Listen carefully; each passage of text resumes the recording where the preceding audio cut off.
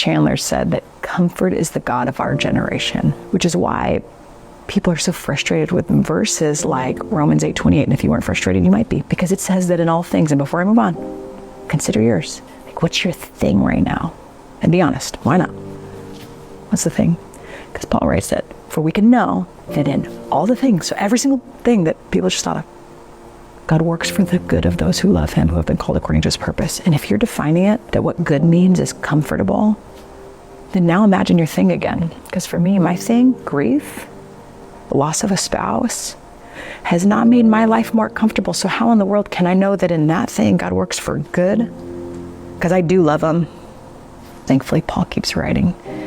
Because in verse 29, he writes, for those God foreknew, he also predestined to be, here's his definition, conformed to the image of the Son.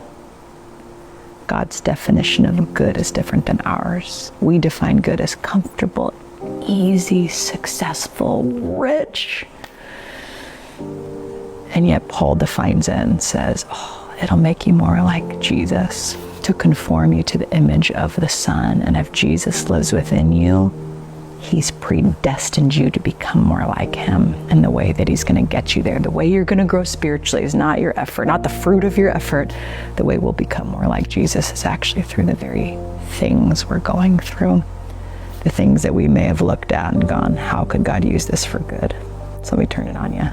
How do you think he wants to use that thing to form you more into the likeness of Jesus? Thankfully, what I've found is that my thing happens to be his thing too.